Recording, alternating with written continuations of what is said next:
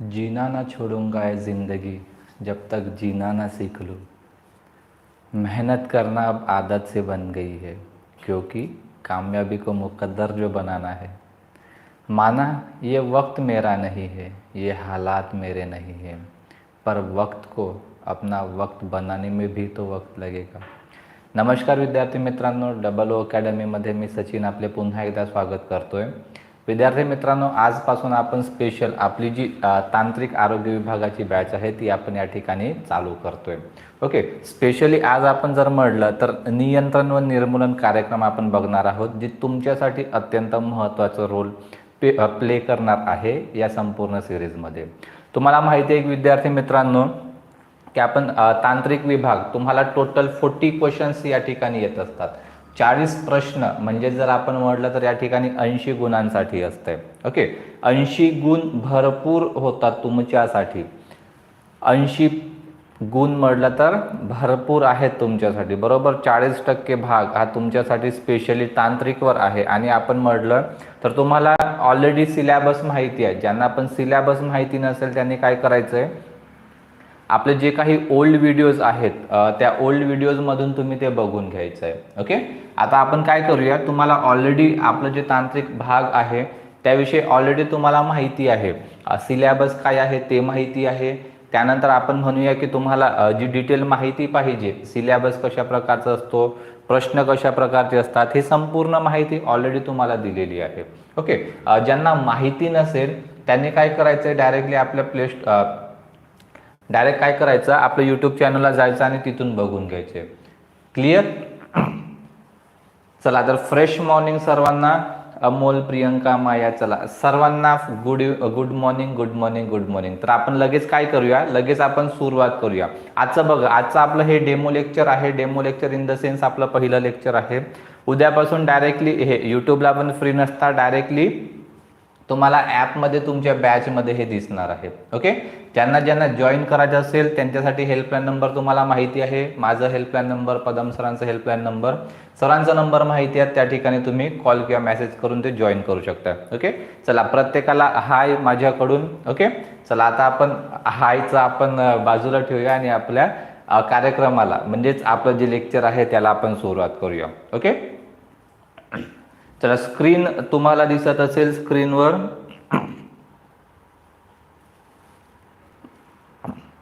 बघा, आज आपण जो टॉपिक चालू करणार आहोत त्या टॉपिकचं नाव आहे या ठिकाणी नियंत्रण व निर्मूलन कार्यक्रम। ओके, नियंत्रण आणि निर्मूलन कार्यक्रम अशा या टॉपिकचा नाव असणार आहे।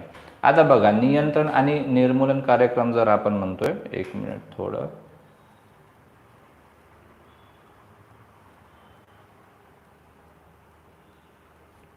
यस चला क्लिअर दिसतोय सर्वांना। फक्त एकच कमेंट मला करा की व्हॉइस आणि व्हिडिओ क्लिअर आहे, बाकी ठीक। हां, थोडं त्यामध्ये करेक्शन करावं लागेल मला, थोडं स्क्रीनला आपल्याला रोटेट करून घ्यावं लागेल। ओके, चला बघा, पहिलाच प्रश्न किंवा आपण म्हणूया की नियंत्रण आणि निर्मूलन कार्यक्रम।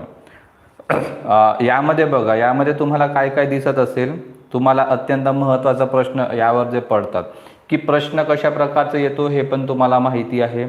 सोबत आणखी त्यामध्ये जर आपण म्हटलं तर यामध्ये याचा जो NVBDCP आहे, याचा तुम्हाला या ठिकाणी प्रश्न विचारला जातो की हा जो NVBDCP आहे याचा लॉंग फॉर्म काय आहे, what is the long form of NVBDCP।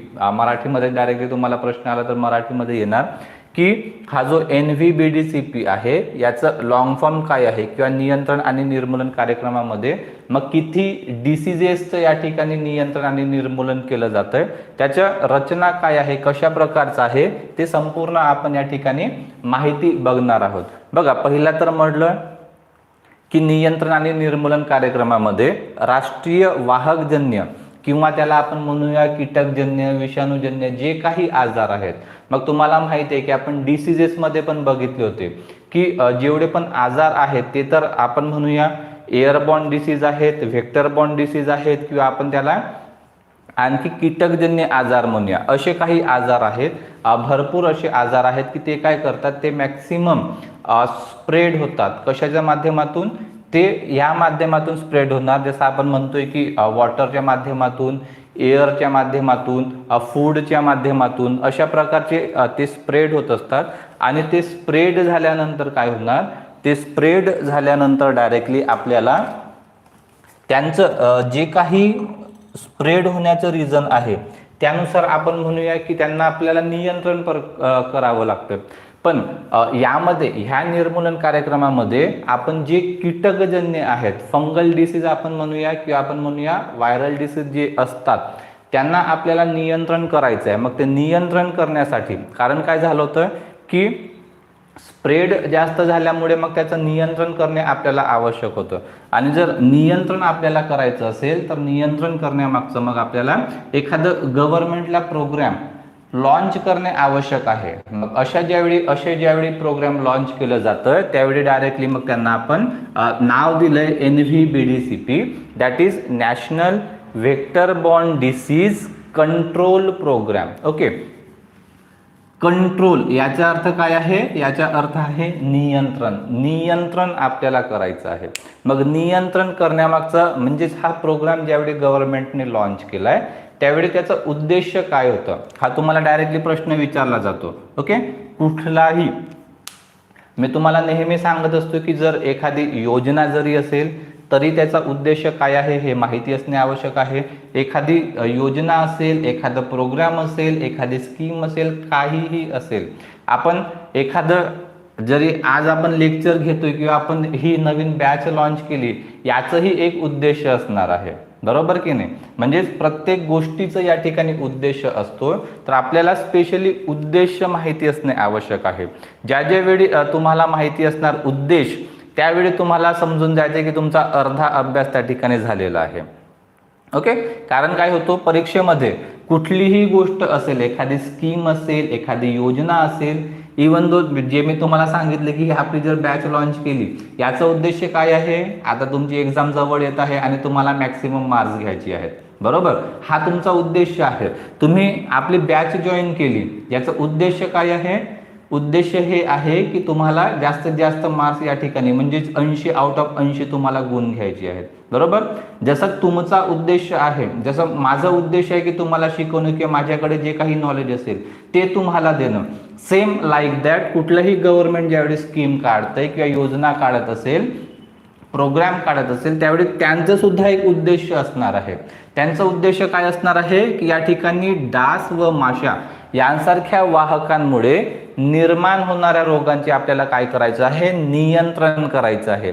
काय नियंत्रण करायचं आहे, जे काही डास आहेत किंवा माशा आहेत त्यांच्या मार्फत जे काही आजार स्प्रेड होत आहेत त्यांचं आपल्याला या ठिकाणी काय करायचं आहे, नियंत्रण करायचं आहे. ओके, या ठिकाणी स्पेशली आपण नियंत्रण सध्या आहे या ठिकाणी नियंत्रण, कारण काय आहे प्रोसेस, कुठलीही प्रोसेस काय असणार आहे, एकदा आपल्याला नियंत्रण करावं लागेल. आधी काय करावं लागेल, आधी आपल्याला नियंत्रण करावं लागेल. आणि ज्यावेळी आपण एखाद्या गोष्टीचं नियंत्रण करतोय, त्याला एक लिमिटेड करतोय, त्याच्यानंतरच आपण या ठिकाणी काय करू शकतो, त्याचं आपण निर्मूलन करू शकतोय, म्हणजेच नाहीसं करू शकतो, संपूर्णपणे त्याला संपवू शकतोय.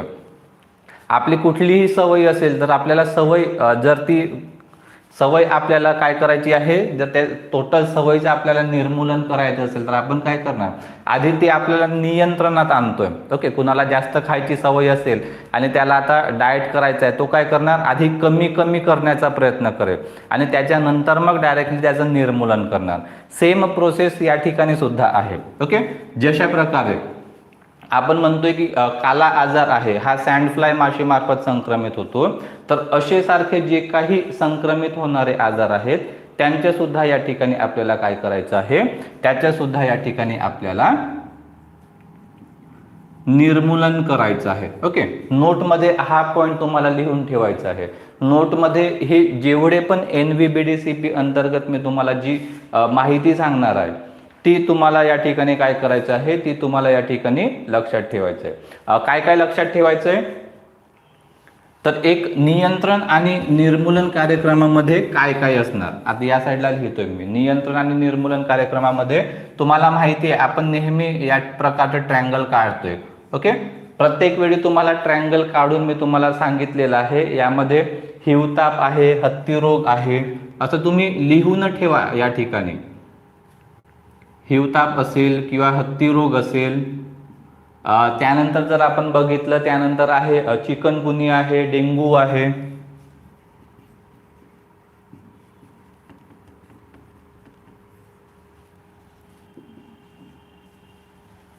डेंग्यू आहे. त्यानंतर आपण म्हणूया मेंदू ज्वर आणि काला आजार. ओके, डेंग्यू, मेंदू ज्वर आणि काला आजार. तर नियंत्रण आणि निर्मूलन कार्यक्रम जे काही आहे आपलं, त्या नियंत्रण आणि निर्मूलन कार्यक्रमामध्ये आपल्याला हे जे तुम्हाला 6 आजार दिसतात, या 6 आजारविषयी तुम्हाला या ठिकाणी माहिती घ्यायची आहे. त्यांचा उद्देश काय आहे, कशामार्फत स्प्रेड होतात, त्यांची प्रोसेस काय आहे, मग ते डास असेल तर त्यांच्या अधिशयन काळ किती आहे, त्यांच्या प्रोसेस कसं आहे, कशा प्रकारे ते आपल्या शरीरामध्ये हार्मफुल होतात, ही जी सर्व प्रोसेस आहे ती आपण या ठिकाणी बघणार आहोत. तर या वाहकजन्य हा जो नियंत्रण कार्यक्रम आहे, या नियंत्रण कार्यक्रमामध्ये तुम्हाला काय करायचं आहे, तुम्हाला हे जे 6 डिसीजेस आहेत, या 6 डिसीजेस बद्दल तुम्हाला माहिती घ्यायची आहे. ओके, त्याचं नियंत्रण आपल्याला आधी करायचं आहे, नंतर आपण निर्मूलन करणार. आणि हा जो पॉइंट तुम्हाला दिसतोय, हा पॉइंट तुम्हाला नोट म्हणून लक्षात ठेवायचे. आपण काय म्हटलं या ठिकाणी, आपलं हा जर डास व माशा यांच्यासारख्या वाहकामुळे निर्माण होणाऱ्या रोगांचे नियंत्रण करायचे आहे. पण आपण काय म्हटलं, डास आणि माशी यांच्या मार्फत. पण तुम्हाला हे लक्षात ठेवायचे की हा जो काला आजार आहे, हा रोग सँडफ्लाय या माशीमार्फत संक्रमित होतो. हा स्पेशली हा एवढा पॉइंट एक तुम्हाला या ठिकाणी लक्षात ठेवायचा, हा एक नोट म्हणून लक्षात ठेवायचे. या संपूर्ण यांच्यामधून फक्त हा जो एक काला आजार आहे, तोच फक्त सँडफ्लाय या माशीमार्फत काय होणार आहे, संक्रमित होणार आहेत. आणि बाकीचे सर्व जे रोग आहेत, ते बाकीचे सर्व रोग या ठिकाणी डासांमार्फत संक्रमित होणार आहेत. ओके, काय लक्षात ठेवायचे तुम्हाला, नोट मध्ये लक्षात ठेवायचे. हे स्पेशली एक्स्ट्रा नवीन कलरचे पेन तुम्ही वापरा. आणि एक्स्ट्रा लक्षात ठेवायची माहिती की हा जो काला आजार आहे, हा रोग सँडफ्लाय या माशांमार्फत काय होतो, संक्रमित होतो. आणि इतर जे रोग आहेत, इतर म्हणजे कुठले, या ठिकाणी हिवताप आहे, हत्ती रोग, चिकनगुनिया, डेंग्यू आणि मेंदू ज्वर, हे जे इतर रोग आहेत ते बाकीच्या काय होतात, इतर डासांमार्फत या ठिकाणी संक्रमित होत असतात. काय होत असतात, संक्रमित होत असतात. ओके, त्यानंतर NVBDCP आपण जे म्हणतोय की national vector borne disease control programme, याची रचना कशा प्रकारची आहे, यावर पण तुम्हाला परीक्षेत प्रश्न येतात. बघा, मागच्या वेळी जरी यावर प्रश्न आला नसेल तरी नेहमी ह्या पॉइंटवर प्रश्न येत असतात की जो कार्यक्रम आहे, ज्याच्या अंतर्गत हा कार्यक्रम प्रोग्राम आहे, त्याची रचना कशा प्रकारची आहे, ते पण तुम्हाला या ठिकाणी परीक्षेमध्ये विचारलं जातं. आता बघा, एक जर म्हटलं रचनात काय आहे, ही एक एजन्सी म्हणून कार्य करते. आपल्या स्पेशली आपण म्हणूया की एक कॉन्ट्रॅक्ट करतो आपण, किंवा अशा प्रकारे जी काही जी आपण कॉन्ट्रॅक्ट करतो, तर कॉन्ट्रॅक्ट करताना आपण म्हणूया की ती एक एजन्सी म्हणून कार्य करते. एक एजन्सी असल्यानंतर मग एजन्सीचे काही स्तर असतात. ते स्तर कशा प्रकारचे, म्हणजे हाय लेवलला कोण आहे, मग लो लेवलला कोण आहे, त्याच्या लो लेवलला कोण आहे, अशा प्रकारची एक रचना त्या ठिकाणी दिली असते.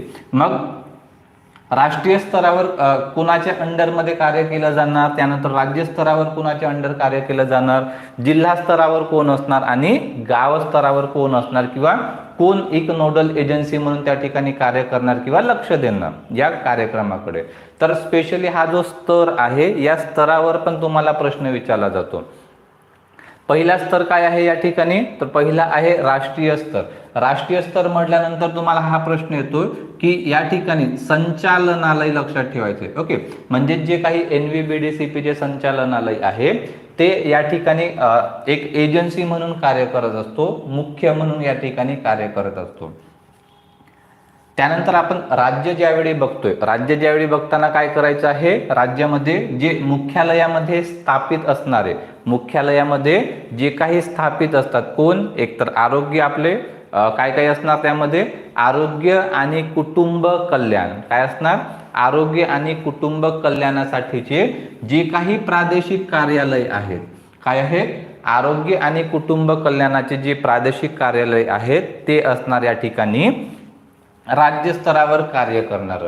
जिल्हा स्तरावर कोण कार्य करणार आहे, तर जिल्हा स्तरावर जिल्हा मलेरियाचे जे काही कार्यक्रम राबवले जातात ते जिल्हा मलेरिया कार्यक्रम या ठिकाणी जे आयोजित करतात ते या ठिकाणी एजन्सी म्हणून कार्य करणार आहे. आणि स्पेशली आपल्या गाव पातळीवर आपण नेहमी बघतोय की आपली गाव पातळी असते सर्वात लोअर लेवल आपण म्हणतोय, तर गाव पातळीवर जे आपले PHCs असतात, म्हणजेच आपण म्हणतो प्राथमिक आरोग्य केंद्र, तर हे या ठिकाणी आपली एक एजन्सी म्हणून कार्य केलं जातं. ओके, यावर पण तुम्हाला प्रश्न विचारला जातो. राष्ट्रीय स्तर, राज्य स्तर, जिल्हा स्तर आणि गाव स्तर हे जे चारही स्तर आहेत यामध्ये नोडल एजन्सी म्हणून कुठली संघटना असेल किंवा कुठलं कार्यालय आहे ते कार्य करत असतो, अशा प्रकारचा प्रश्न तुम्हाला येत असतात. मग अशा वेळी लक्षात काय ठेवायचे, आपण स्पेशली जर गाव पातळीवर असू तर गाव पातळीवर आपले जे PHC असतात, ओके, प्राथमिक आरोग्य केंद्र, हे गाव पातळीवर लक्षात ठेवायचे. जिल्हा पातळीवर कोण करणार, जे मलेरियाचे कार्यालय आहेत स्पेशली जिल्ह्यामधले. त्यानंतर राज्य पातळीवर कोण असणार, आरोग्य आणि कुटुंब कल्याण जे काही प्रादेशिक कार्यालय आहेत ते या ठिकाणी कार्य करणार. आणि स्पेशली राष्ट्रीय स्तरावर तर आपले त्यांचे जे संचालनालय आहेत ते या ठिकाणी कार्य करत असतात. ओके, तर हा एक आपलं काय झालेलं आहे, नियंत्रण आणि निर्मूलन कार्यक्रमाची एक बेसिक माहिती. म्हणजेच जर कुठलाही प्रश्न आला तुम्हाला नियंत्रण आणि निर्मूलन कार्यक्रमावर, पहिला प्रश्न येणार की त्याचा लॉंग फॉर्म काय आहे. ओके, स्पेशली लॉंग फॉर्म जर विचारला तर काय लक्षात ठेवायचे, national vector borne disease control programme, NVBDCP. NVBDCP हा प्रोग्राम लॉन्च करण्यामागचा गव्हर्नमेंटचा उद्देश काय आहे, कशासाठी हा उद्देश निर्माण करण्यात आला, तर लक्षात ठेवायचे की जे काही डास आपल्या स्पेशली गावाकडे तुम्हाला डास जास्त बघायला दिसणार, तर डास आणि माशा यांच्यासारखे जे काही कीटकजन्य आहेत वाहकामुळे निर्माण होणारे जे काही रोग आहेत त्यांच्यावर नियंत्रण ठेवणे, आधी नियंत्रण ठेवणे, नंतरच मग त्याचं निर्मूलन केलं जाणार. ओके, स्पेशली आधी कंट्रोल करावं लागेल, त्याच्याच नंतर आपण काय करणार, त्याला निर्मूलन करणार.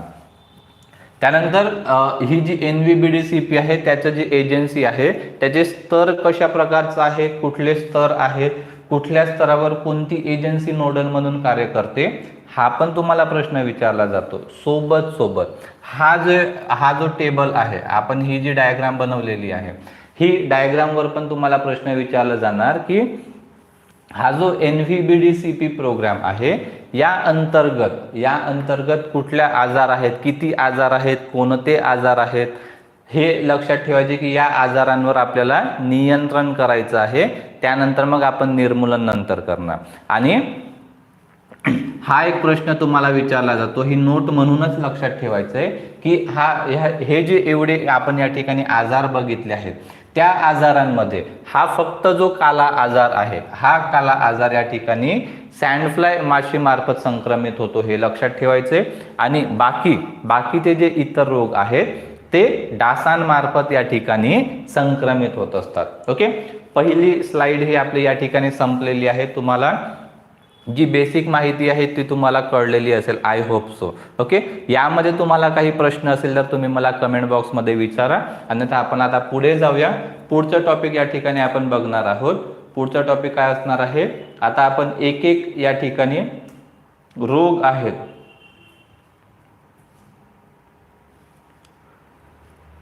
हिवताप, त्यालाच आपण मलेरिया म्हणतो. गणेश,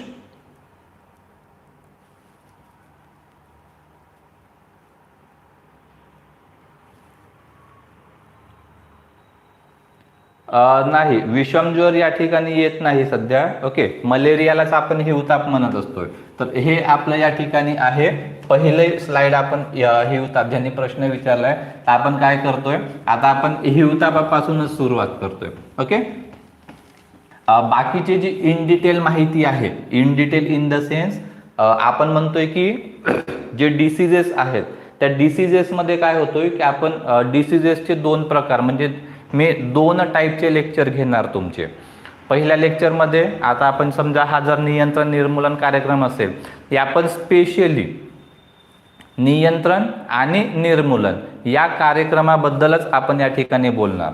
आणि सेकंड जो आपला सेकंड टाईपचा जो लेक्चर असणार त्यामध्ये आपण डिसीजेस बद्दल बोलणार, म्हणजेच आपण म्हणूया रोगांबद्दल बोलणार. मग ह्या रोगांमध्ये आपण रोगांचे जर प्रकार बघितले, संक्रामक असेल, असंक्रामक असेल, मग त्यानंतर व्हेक्टर बॉर्न डिसीज मध्ये आपण बघणार आपण बॅक्टेरिया जीवाणूमुळे होणारे आजार, विषाणूमुळे होणारे आजार, कीटकांमुळे होणारे आजार, फंगसमुळे होणारे आजार. तर असे सेपरेट मी तुम्हाला पॉइंट वाईज सांगत जाणार, म्हणजेच तुमचं या ठिकाणी कन्फ्यूज होणार नाही की कुठला या ठिकाणी प्रोग्राम आहे, तो कशा प्रकारचा आहे. ओके, तर बघा पहिलाच पॉइंट, आपण जर मलेरियाबद्दल माहिती घेतली तर मलेरियाबद्दल तुम्हाला ऑलरेडी, मलेरियाला आपण या ठिकाणी काय म्हणतो, मलेरियाला आपण हिवताप म्हणतोय. ओके, सेकंड पॉइंट हाच लक्षात ठेवायचं. त्याचं जो सेकंड नाव आहे मलेरियाचं सेकंड नाव काय आहे, हिवताप. तर तेच तुम्हाला या ठिकाणी लक्षात ठेवायचंय. मग स्पेशली काय काय लक्षात ठेवायचं, हिवताप कशामुळे होतो. आता हिवताप तुम्हाला प्रत्येकाला माहिती आहे. जो पण विद्यार्थी या ठिकाणी आरोग्य विभागाचा अभ्यास करतोय किंवा इवन दो कुठल्याही एक्झामचा जर अभ्यास करत असेल तर त्यावेळी काय करायचं आहे, त्यावेळी तुम्हाला या ठिकाणी माहितीच असणार की अॅनाफिलीज डासाची ज्यावेळी आपल्याला मादी चावते त्यामुळे आपल्याला काय होतो, आजार होत असतो. आणि तुम्हाला हे पण लक्षात ठेवायचे, प्लाझ्मोडियम फॅल्सीपॅरम आणि किंवा प्लाझ्मोडियम वायवॅक्स या आदिजीवीमुळे, या प्रोटोझोआमुळे आपल्याला काय होतो, हिवताप हा आजार होत असतो. ओके, काय लक्षात ठेवायचे, अॅनाफिलीस डास आहेत म्हणजे जी फिमेल डास आहे ती चावल्यामुळे तर आपल्याला आजार होतोच, पण ती चावल्यानंतर स्पेशली जो प्रोटोझोआ आहे किंवा तो आदिजीव आहे की ती मादी आपल्या शरीराला चावा घेतल्यानंतर आपल्या शरीराच्या आतमध्ये कोण जातंय, तर आपल्या शरीराच्या आतमध्ये एकतर प्लाझ्मोडियम फॅल्सीपॅरम जाणार किंवा आपण म्हणूया त्याला प्लाझ्मोडियम वायवॅक्स जाणार. ओके, तर हे तुम्हाला लक्षात ठेवायचे. प्रसार कशामार्फत या ठिकाणी होणार आहे, प्रसार जर आपण म्हटलं तर प्रसारामध्ये हे लक्षात ठेवायचे की त्याची उत्पत्ती कशा प्रकारची होते, उत्पत्ती कुठून होणार आहे. म्हणजेच आपण जर म्हटलं की हा जो प्रसार आहे, हा जो प्रोटोझोआ आहे, ही जी मादी चावल्यामुळे आपल्याला आपल्या शरीरामध्ये हा जो प्रोटोझोआ आहे, हा जो आदिजीवी आहे तो प्रसार होतो, तर त्याची उत्पत्ती कुठं होते, म्हणजेच निर्माण कुठं होतात, ते निर्माण कुठं होतात आणि नष्ट कुठं होतात. आपण नेहमी हा पॉइंट तर बघतच असतो. ओके, तर बघा जे काही साठवून ठेवलेले पाणी आहे, आता स्पेशली आपण कुठं कुठं पाणी साठवून ठेवतो, आपण जे नेहमी घरामध्ये जर आपण म्हटलं तर घराच्या आजूबाजूला जे काही आपले पाण्याच्या टाक्या आहेत, ओके, भात शेती आहे, आपले जे काही नदी नाले आहेत, स्वच्छ पाण्याची डबकी असेल, अशा कुठल्याही ठिकाणी आपण स्पेशली काय करतो, आपण स्पेशली त्या ठिकाणी पाणी साठवून ठेवतोय. मग असे जे काही पाणी साठवलेले असतात त्या पाण्यामध्ये हा जो प्रोटोझोआ आहे यांची काय होते, निर्मिती होत असते. ओके, निर्मिती होत असते, हे सुद्धा तुम्हाला लक्षात ठेवायचं आहे. कशा प्रकारे निर्मिती होणार, जिथं जिथं तुम्हाला पाण्याची टाकी आहे, भात शेती आहे, नदी नाले आहेत किंवा इवन दो आपण तर नेहमी खराब पाणीच म्हणतोय, पण ज्या ठिकाणी स्वच्छ पाणी आहे, जे स्वच्छ पाण्याची पण डबकी आहेत त्या ठिकाणी सुद्धा यांची उत्पत्ती होत असते. हा पण पॉइंट तुम्हाला या ठिकाणी लक्षात ठेवायचा आहे. ओके, याची प्रक्रिया बघा, प्रक्रिया म्हणजे प्रोसेस. आता हा जो आपल्याला हिवताप होतो तर याचा आपल्याला प्रोसेस काय आहे, प्रोसेस पण तुम्हाला या ठिकाणी लक्षात ठेवायचं आहे. प्रोसेस कशा प्रकारची असणार, स्पेशली ज्या पण वेळी पहिली प्रोसेस असणार की आपल्याला काय होणार, ही जी मादी असणार आहे ती मादी काय असणार, आपल्याला ती चावणार. ओके, पहिली प्रोसेस काय आहे, मादी आपल्याला चावणार. चावल्यानंतर काय होणार, चावल्यानंतर सेकंड प्रोसेस या ठिकाणी काय असणार आहे, सेकंड प्रोसेस मादी ज्यावेळी रुग्णाला चावते त्यावेळी काय होणार आहे, तर हे जे जंतू आहेत, जंतू इन द सेन्स आपण हा जो आदिजीवी किंवा आपण प्रोटोझोआ म्हणून तो आपल्या शरीरामध्ये येणार. ओके, शरीरात आपल्या त्या ठिकाणी एंटर करणार. मग आपल्या शरीरात एंटर केल्यानंतर प्रोसेस काय होतं, आपल्याला हिवताप कशा पद्धतीने होतो त्याची स्टेप बाय स्टेप प्रोसेस पण तुम्हाला माहिती असणे आवश्यक आहे. प्रोसेस कशी होणार आहे, पहिल्यांदा तर हे जे पाण्याचे डबकी आहे, टाके आहेत, भातशेती आहे, त्यामध्ये हा जो प्लाझ्मोडियम वायवॅक्स आहे किंवा प्लाझ्मोडियम फॅल्सीपॅरम आहे, तर याचं काय होणार, याची त्या ठिकाणी उत्पत्ती होणार. तिथं उत्पत्ती झाल्यानंतर ते पाणी समजा कोणीतरी पिलं, आता म्हणूया आपण एखादा गाय आहे, बैल आहे, तर यांनी समजा ते पाणी पिल्यानंतर काय होणार, त्यांच्या शरीरामध्ये जाणार. त्यांच्या शरीरावर समजा एखादी ही जी फिमेल ॲनाफिलिस डास आहे ती जर चावा घेतली तर काय होणार, हा जो आदिजीव आहे तो कोणाच्या शरीरामध्ये जाणार, तो शरीरामध्ये जाणार ह्या ॲनाफिलिस डासाची जी मादी आहे तिच्या शरीरामध्ये जाणार. मग ती काय करणार, ती आपल्याला चावा घेणार. म्हणजे ते आपल्याला जर चावलं तर काय होणार, तिच्या मार्फत काय झालं, आपल्या शरीरामध्ये या ठिकाणी हा जो प्लाझ्मोडियम वायवॅक्स किंवा प्लाझ्मोडियम फॅल्सीपॅरम आहे तो आपल्या शरीरामध्ये एंटर करणार. मग शरीरामध्ये एंटर केल्यानंतर काय होणार, शरीरामध्ये एंटर कशा प्रकारे करणार, तर हे जे लाळेद्वारे आहे. ओके, हा पण तुम्हाला प्रश्न विचारला जातो की ज्यावेळी ॲनाफिलिस डास आपल्याला चावा घेते, तर ते जंतू आहेत ते कशा मार्फत आपल्या शरीरामध्ये जातात, तर त्या ॲनाफिलिस डासच्या लाळेद्वारे हे जे जंतू आहेत ते आपल्या शरीरामध्ये एंटर करत असतात. ओके,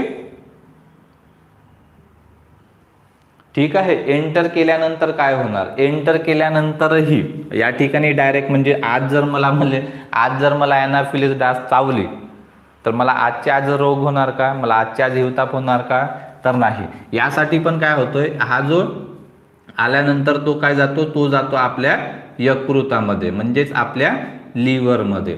आणि आपल्या लिव्हरमध्ये गेल्यानंतर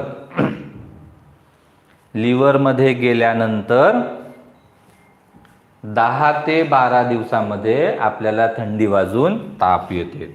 ओके, 10 ते 12 दिवसानंतर.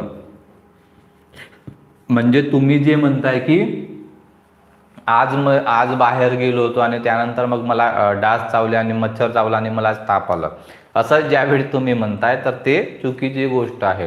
ते डायरेक्टली तुमची जी प्रोसेस आहे ही एवढी प्रोसेस या ठिकाणी होत असते. मलेरिया किंवा हिवताप होण्यासाठी जी प्रोसेस आहे ती इथपर्यंत अशा प्रकारे प्रोसेस या ठिकाणी होत असते. प्रोसेस कशी होणार, तुम्हाला सांगितलंय की डासांची जी उत्पत्ती आहे ती डासांची उत्पत्ती अशा प्रकारचे हे जे साठवून ठेवलेले पाणी आहे, नदी नाले आहेत, त्यामध्ये उत्पत्ती होणार.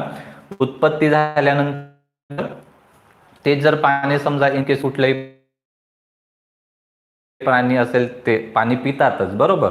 ते पाणी पिल्यानंतर त्यांच्या शरीरामध्ये हे डास जाणार, म्हणजे आपण त्यांच्या शरीरामध्ये प्लाझ्मोडियम फॅल्सीपॅरम, प्लाझ्मोडियम वायवॅक्स जाणार. त्यानंतर ती मादी डास जर आपल्याला या ठिकाणी चावली ॲनाफिलिस, तर तिच्या शरीरातून आपल्या शरीराच्या आतमध्ये लाळेद्वारे जाणार, मग ते यकृतामध्ये जाणार आणि मग ते 10 ते 12 दिवसानंतर या ठिकाणी आपण म्हणूया काय होणार, 10 ते 12 दिवसानंतर आपल्याला ताप येणार. ओके, तर हे तुम्हाला या ठिकाणी मला काही प्रश्न आहे का? हा, यालाच आपण काय म्हणतो, हा जो 10 ते 12 दिवसाचा काळ आहे त्याला आपण काय म्हणतो, अधिशयन काळ. काय म्हणतो आपण, अधिशयन. हा स्पेशली तुम्हाला प्रत्येकाचं विचारलं जातं की अधिशयन काळ किती आहे. ओके, याचं टेबल आहे, ते टेबल आपण पर्सनली मी तुम्हाला शेअर करेन नंतर. तर हा अधिशयन काळ पण तुम्हाला विचारला जाते प्रत्येक जे काही आपण रोग बघणार त्याचं. क्लिअर? इथं तुम्हाला काही अडचण असेल तर या ठिकाणी विचारा. ओके. हां, आणि ज्यांनी बॅच अजूनही जॉईन केली नसेल त्यांनी फटाफट, माझा नंबर तुमच्याकडे आहेच. ओके. तर माझ्या नंबरला कॉल करून किंवा पदम सरांच्या नंबरला कॉल करून तुम्ही या ठिकाणी जॉईन करून घ्यायची.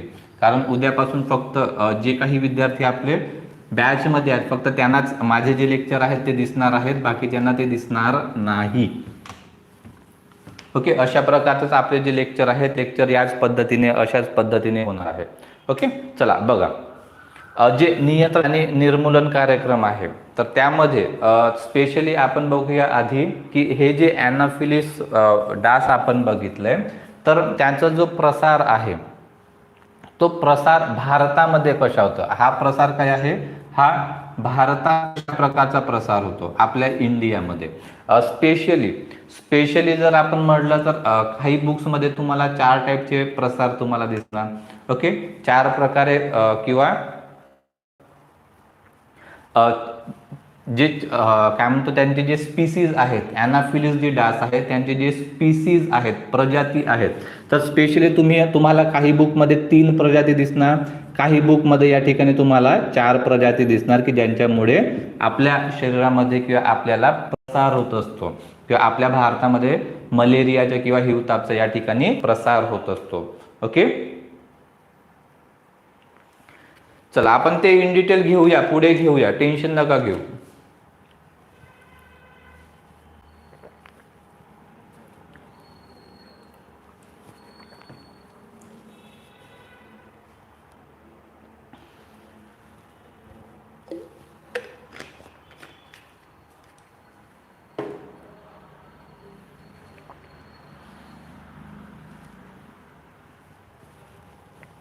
ओके.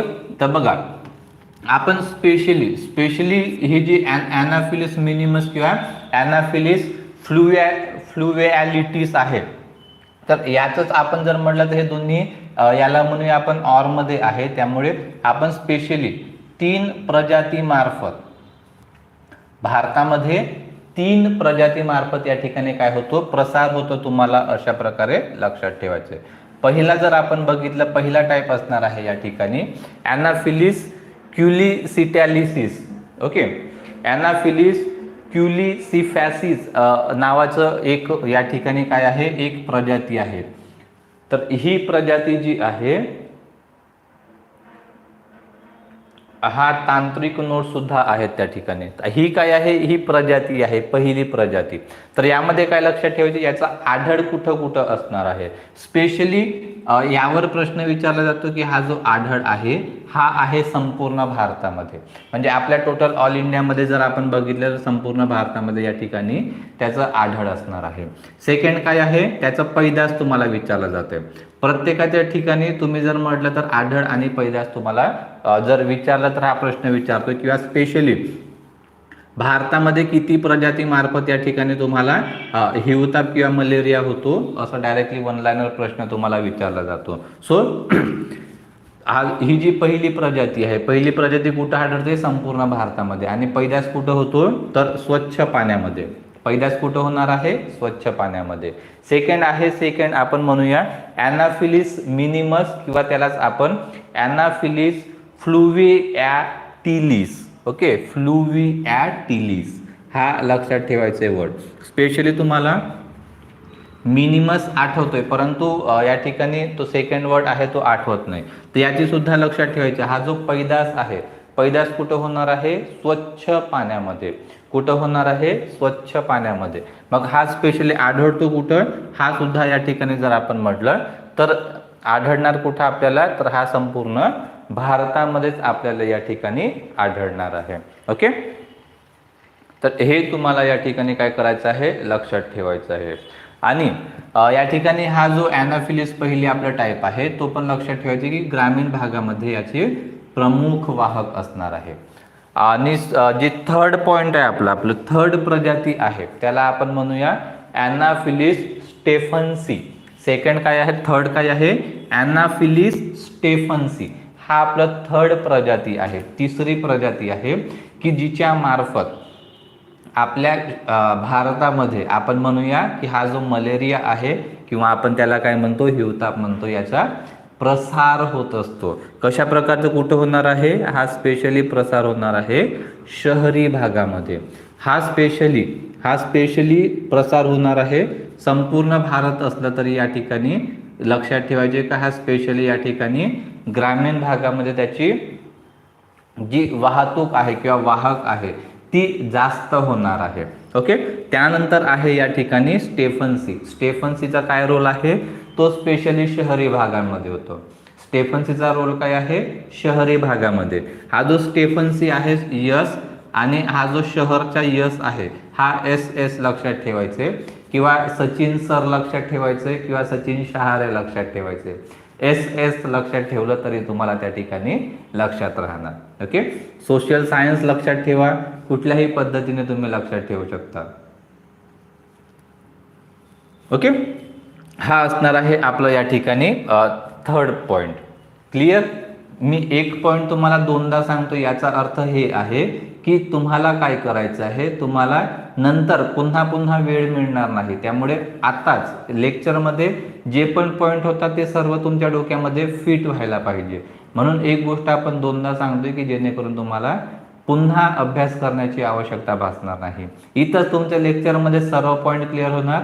लेक्चरमध्येच तुमचं सर्व जो अभ्यास आहे, पाठांतर आहे, सर्व याच ठिकाणी क्लिअर होणार. ओके, पहिला टाईप काय बघितलं? तुम्ही पण बोलत चला, तुम्ही पण स्क्रीनच्या समोर असं तुम्हाला जाणवायला पाहिजे की मी तुमच्या स्क्रीनच्या म्हणजे तुमच्या समोर आपण ऑफलाईन मध्ये बसलेलो आहोत आणि आपण डायरेक्टली बोलतोय. म्हणजे मी जर तुम्हाला प्रश्न विचारतोय तर तिथून तुम्ही स्क्रीनच्या पुढून तुम्हाला काय वाटलं पाहिजे की तुम्ही बोलताय माझ्याशी.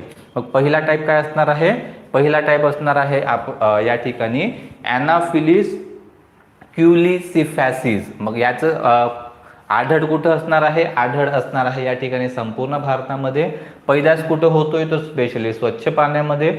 आणि हा जो वाहक कुठं होतोय? तर स्पेशली संपूर्ण भारत जरी असेल तरीही ग्रामीण भागामध्ये या ठिकाणी काय होणार आहे? त्याचं स्पेशली वाहक होणार आहे.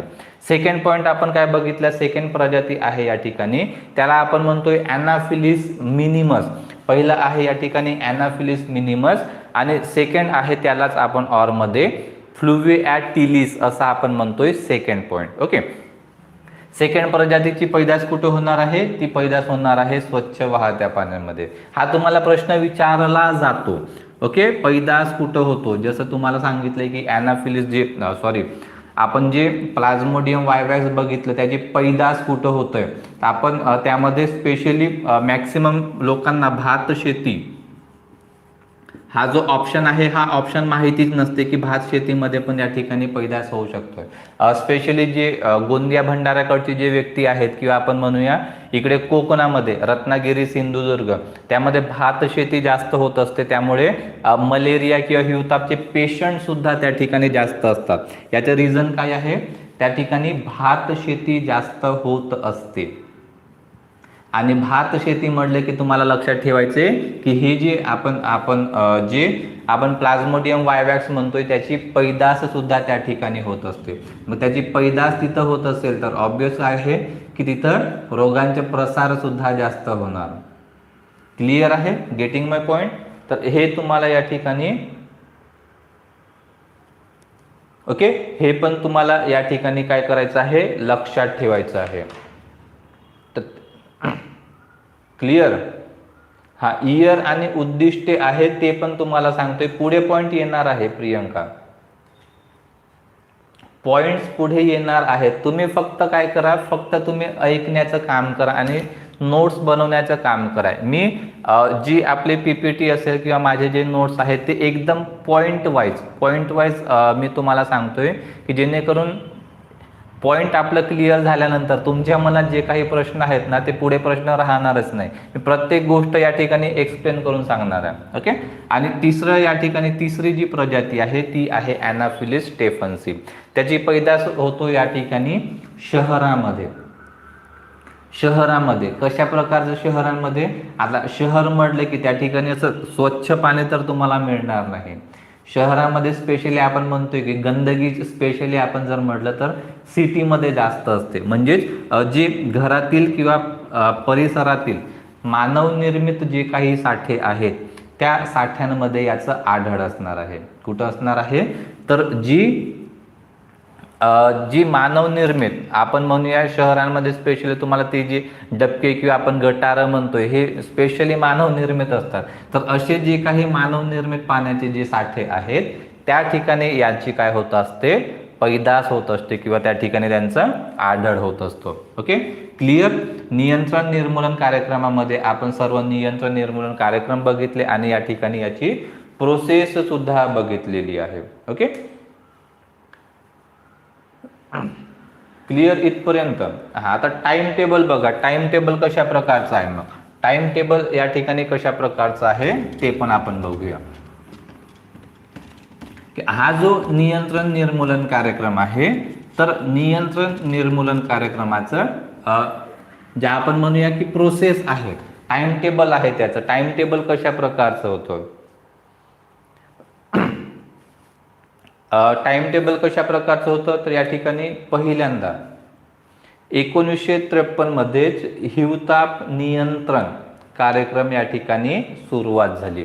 कधी झाली या ठिकाणी 1953 मध्ये या ठिकाणी. ओके हा एक एक्स्ट्रा पॉइंट हा अशा प्रकारे लक्षात ठेवा. 1953 मध्ये राष्ट्रीय हिवताप नियंत्रण कार्यक्रम या ठिकाणी सुरुवात झाली. कधी झाली 1953 हिवताप नियंत्रण कार्यक्रम. आणि हा जो हिवताप नियंत्रण कार्यक्रम आहे तर हा नियंत्रण कार्यक्रमामध्ये कशाचा उपयोग केला झाला तर या ठिकाणी आपला जो DDT पावडर आहे त्याची फवारणीसाठी या ठिकाणी उपयोग करण्यात आला. कशाचा उपयोग करण्यात आला नियंत्रण करण्यासाठी हा DDT पावडरच्या फवारणीचा त्या ठिकाणी उपयोग करण्यात आला. Okay yes yes. आणि 1958 मध्ये काय करण्यात आलं ज्यावेळी नियंत्रण आपल्या कंट्रोलमध्ये आलं म्हणजेच जी आपण DDT पावडरद्वारे आपण फवारणी करत होतो. स्पेशली तुम्हाला माहिती आहे की पावसाळ्याच्या आधी ती फवारणी केली जायची. आता पण स्पेशली जी नाली वगैरे असतात त्यामध्ये DDT पावडर फवारणी केलं जातं. तर हे जी फवारणी केल्यानंतर म्हणजे 1953ला हा जो नियंत्रण कार्यक्रम ज्यावेळी अस्तित्वात आला तर त्या नियंत्रण कार्यक्रमामध्ये हा जो DDT पावडर आहे DDT पावडर फवारण्यात आलं होतं. मग त्यामुळे काय झालं त्यामुळे म्हणजे रोग आहे ते कमी स्प्रेड व्हायला झाले म्हणजेच कंट्रोल आलं. एक वेळ कंट्रोल निर्माण होत आला. मग कंट्रोल झाल्यामुळे काय केलं त्यांनी लगेच 5 वर्षांनी 1958 मध्ये त्याचं निर्मूलन कार्यक्रम आता म्हणजे टोटलच नाहीसा करणे. आधी काय करणे आधी कंट्रोल करणे आणि नंतर टोटल नाहीसा करणे. मग अशा प्रकारचा हा जो कार्यक्रम आहे तो कार्यक्रम या ठिकाणी राबवण्यात आला. स्पेशली तुम्हाला एक प्रश्न पडला असेल की हा DDT पावडर आहे DDTचा लॉंग फॉर्म तुम्हाला विचारलं जातं तर डायक्लोरो लक्षात ठेवायचं dichloro diphenyl trichloro ethane C14H9C15. Okay sorry हा C15 नाही आहे डायक्लोरो diphenyl trichloro ethane. Okay C15 हा क्लोरो Cl लक्षात ठेवायचे. तो 15 हा Cl5 अशा प्रकारचं लक्षात ठेवा. ओके Cl5 तो C15 नाही आहे त्या ठिकाणी करेक्शन करून घ्यायचंय. तर हा लक्षात ठेवायचा. हा जो नियंत्रण कार्यक्रम आहे नियंत्रण कार्यक्रमामध्ये 2 प्रकारचे आपण नियंत्रण कार्यक्रम बघणार आहोत. पहिला असणार आहे त्या ठिकाणी एक आहे रासायनिक आणि सेकंड टाईप असणार आहे जैविक. रासायनिक म्हणजेच काय केमिकल आणि एक आपण जैविक म्हणूया ज्याला आपण म्हणूया बायोलॉजिकल. मग अशा प्रकारे 2 ज्यावेळी नियंत्रण किंवा निर्मूलन कार्यक्रम घेण्यात आले तर त्यावेळी जी काही रासायनिक पद्धत आहे रासायनिक पद्धतमध्ये आपण फवारणी केली DDT पावडरची. आणि जे जैविक मेथड आहे हा इथं फॉर्म्युला दिलेला आहे हा फॉर्म्युला आहे. ओके आणि सेकंड जी मेथड आहे ती असणार आहे जैविक. आणि जैविक मेथड जे आपण म्हणतो, जैविकमध्ये काय असणार आहे, तर स्पेशली जे गप्पी मासे आहे, गप्पी मासे पाळा आणि हिवताप टाळा, अशा प्रकारे जे स्टेटमेंट आहे ते ह्यासाठीच आहे की जे आपण बायोलॉजिकली जर आपण म्हटलं नियंत्रण करण्यासाठी गप्पी माशांचा आपण या ठिकाणी वापर केला होता. ओके, हे तुम्हाला या ठिकाणी लक्षात ठेवायचे आहे. DDT बद्दल तुम्हाला माहिती लक्षात ठेवायची आहे. इन केस जर परीक्षेमध्ये विचारलं तर DDT बद्दल तुम्ही काय लक्षात ठेवणार, DDT बद्दल तुम्ही असं लक्षात ठेवणार की DDTचा लॉंग फॉर्म. आधी तर तुम्हाला परीक्षेमध्ये लॉंग फॉर्म विचारणार,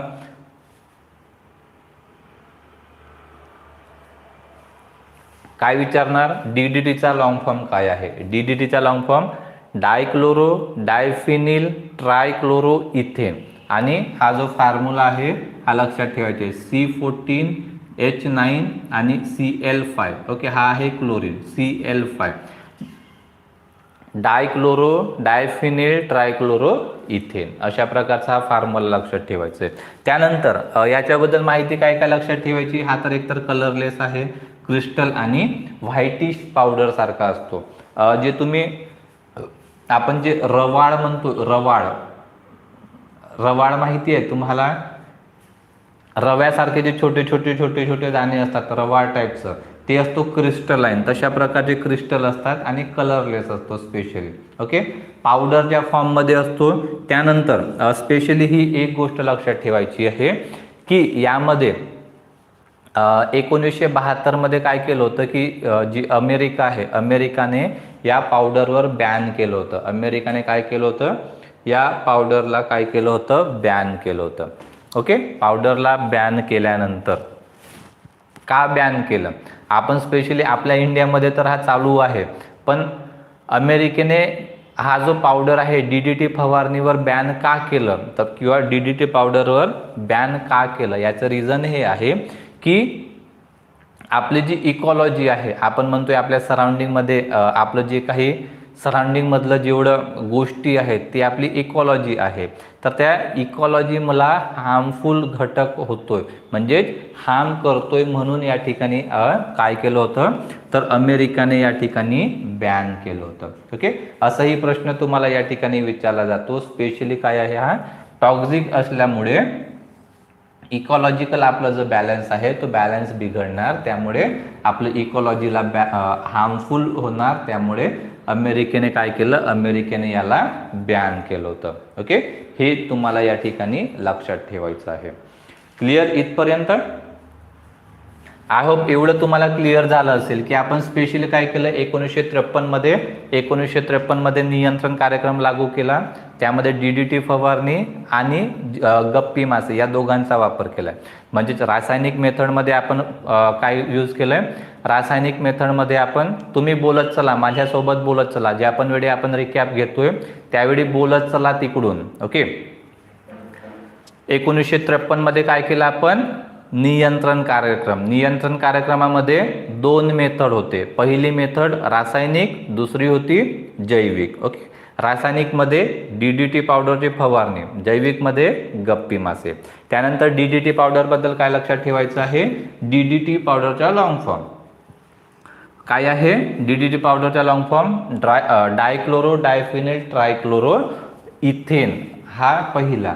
त्यानंतर त्याचं केमिकल फॉर्म्युला काय आहे, C14H9Cl5, हा त्याचं केमिकल फॉर्म्युला. कसा दिसतोय हा DDT पावडर, रवाळ असतो, क्रिस्टलाइन असतो, कलरलेस असतो, पावडरच्या फॉर्म मध्ये असतो. त्यानंतर अमेरिकेने याला बॅन केलं, कधी केलंय, 1972 मध्ये. ओके, 1972 मध्ये अमेरिकेने बॅन केलं. का बॅन केलं, तर त्यांची जी आपली जी इकॉलॉजी आहे, इकॉलॉजिकल बॅलन्स त्यामध्ये हार्मफुल होतोय, त्यासाठी या ठिकाणी काय केलं आहे, त्यामुळे अमेरिकेने बॅन केलेला आहे, कारण हा एक टॉक्सिक आहे. ओके, चला पुढे जाऊया. पुढचा पॉइंट आपण या ठिकाणी बघणार आहोत, त्याचे उपचार पद्धती कशा प्रकारचा आहे.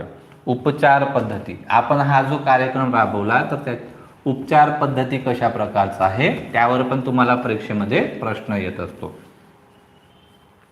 क्लिअर? यस. उपचार पद्धतीमध्ये बघा, उपचारमध्ये 2 टाईपचे उपचार पद्धती आहेत आपल्याकडे. हे आपल्याकडे दोन टाईपची उपचार पद्धती आहेत. एक आहे क्लोरोक्विन आणि प्रायमाक्विन. दोन्ही पण उपचार पद्धती तुम्हाला माहिती आहे, म्हणजे सर्वांनाच माहिती आहे कारण तुम्ही ते वाचलेलं आहे. बरोबर आहे. ओके, क्लोरोक्विन आणि या ठिकाणी प्रायमाक्विन अशा प्रकारचं तुम्हाला या ठिकाणी लक्षात ठेवायचे दोन उपचार पद्धती. मग दोन उपचार पद्धतीमध्ये स्पेशली काय फरक असणार आहे? स्पेशली काय फरक असणार आहे? तर जे प्लाझ्मोडियम फॅल्सिपॅरम या प्रोटोझोआसाठी हा स्पेशली आहे क्लोरोक्विन. ओके, हा एक पॉइंट लक्षात ठेवायचे. प्लाझ्मोडियम फॅल्सिपॅरम यासाठी स्पेशली जो प्रोटोझोआ होतो त्यासाठी हा स्पेशली क्लोरोक्विन लक्षात ठेवायचे. ऍक्ट कुठला आहे? एसीटी अंतर्गत. हा ऍक्ट नाही आहे, हा आहे एसीटी. ओके, एसीटी अंतर्गत. एसीटी लक्षात ठेवायची की काय लक्षात ठेवायचे? आर्टेमायझिन बेस्ड कॉम्बिनेशन थेरपी या ठिकाणी वापरली जाते. ओके, ही थेरपी तुम्हाला लक्षात ठेवायची आहे, परीक्षेमध्ये प्रश्न विचारणार. आणि प्रायमाक्विन बद्दल काय लक्षात ठेवायचे? प्रायमाक्विन जे आहे ॲट सर्टन कंडिशन, जी गर्भवती महिला आहे किंवा 1 वर्षाखालील बालक आहे तर त्यांना ही स्पेशली दिली जात नाही. ओके, त्यांना ही स्पेशली दिली जात नाही. तर हे तुम्हाला या ठिकाणी लक्षात ठेवायचं आहे. ओके, हे तुम्हाला लक्षात ठेवायचे. ही एसीटी लक्षात ठेवायचं आहे. क्लोरोक्विन म्हटलं तर तुम्हाला स्पेशली परीक्षेत प्रश्न विचारला जातो की गर्भवती माता किंवा 1 वर्षाखालील बालकांना यापैकी कुठले उपचार पद्धती दिली जात नाही, अशा प्रकारे तुम्हाला प्रश्न विचारला जातो. त्यामध्ये क्लोरोक्विन, प्रायमाक्विन अशा प्रकारचं ऑप्शन तुम्हाला दिले जातात. मग यावेळी तुम्हाला लक्षात ठेवायचं आहे. ओके, तर हे तुम्हाला या ठिकाणी लक्षात ठेवायचं आहे. क्लिअर? इथपर्यंत आपलं या ठिकाणी आजचं जे पॉइंट आहे ते क्लिअर झालेलं आहे. त्यानंतर आपण जे नियंत्रण निर्मूलन कार्यक्रम आहे त्यामध्ये आपण बघूया की आपले जे गोल्स आहेत, सस्टेनेबल गोल्स, त्याबद्दल माहिती आपण उद्याच्या लेक्चरमध्ये घेणार आहोत. सोबत जे परीक्षाभिमुख माहिती आहे, मग परीक्षेमध्ये कशा प्रकारचे प्रश्न येतात, तुम्ही जे काही आणखी प्रश्न जे विचारलेला आहे, ओके, तर त्यावेळी ज्यावेळी तुम्ही आता एक्स्ट्रा बघणार त्यामध्ये आपण परीक्षाभिमुख माहिती आहे ती संपूर्ण माहिती बघणार आहोत, ते उद्याच्या लेक्चरला. आजच्या लेक्चरमध्ये जे काही तुम्हाला अडचण आलेली आहे, जेवढं टॉपिक शिकवलं आहे त्यामध्ये तुम्हाला काही क्वेरीज असेल तर विचारा. आणि सोबत आज जे तुम्हाला यूट्यूबला क्लास दिसत आहेत ते आजच्या नंतर तुम्हाला उद्याला यूट्यूबला क्लास दिसणार नाही.